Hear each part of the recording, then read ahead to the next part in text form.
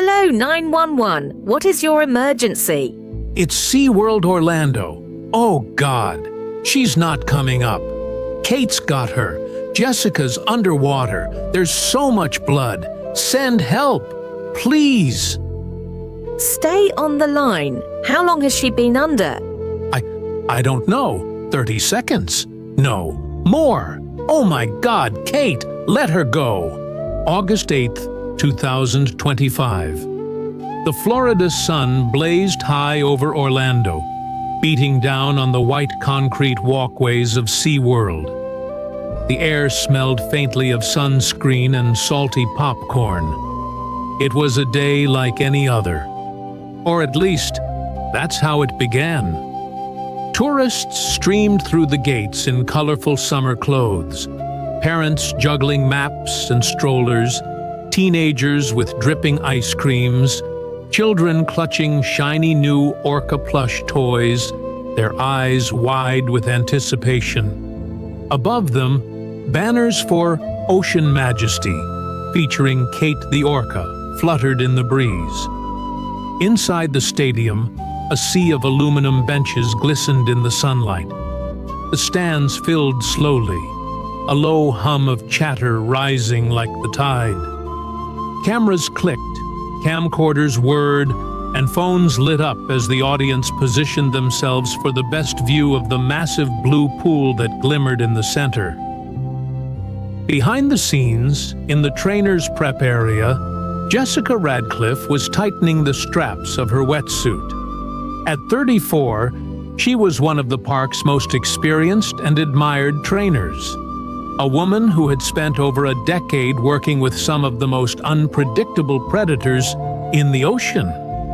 She carried herself with an air of unshakable confidence, a radiant smile that could calm both tourists and the creatures she swam with. Today, she would be working with Kate. Kate was no ordinary orca. At nearly 22 feet long and weighing over 6,000 pounds, she was a towering presence in the water, a force of nature contained in glass walls. Her dorsal fin curved sharply to one side, the signature droop of captivity. And her eyes, black as midnight, but with a depth that made even the most seasoned trainers hesitate. She had been at SeaWorld for over a decade, long enough to become both the park's star attraction and the subject of quiet, cautious whispers among staff. Some said she had a temper, others that she had bad days. But the official line was always the same. Kate was a professional performer, perfectly safe in the right hands. Jessica believed she understood her. She'd spent years earning her trust, feeding her, training her, playing with her in the quiet hours before the crowds came. They had a bond that looked unbreakable. One of those human-animal connections the marketing team loved to show in glossy brochures and heartwarming commercials. At 1:15 p.m., Jessica walked out onto the slide-out platform, microphone clipped to her wetsuit, her bare feet wet from the preparation area. The crowd erupted into cheers. Children waved. Some called her name.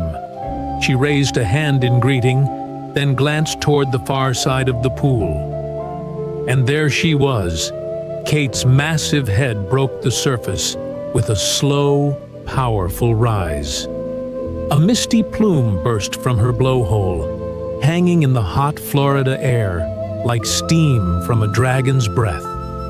The sound, deep, resonant, echoed through the stadium. Jessica's eyes lit up.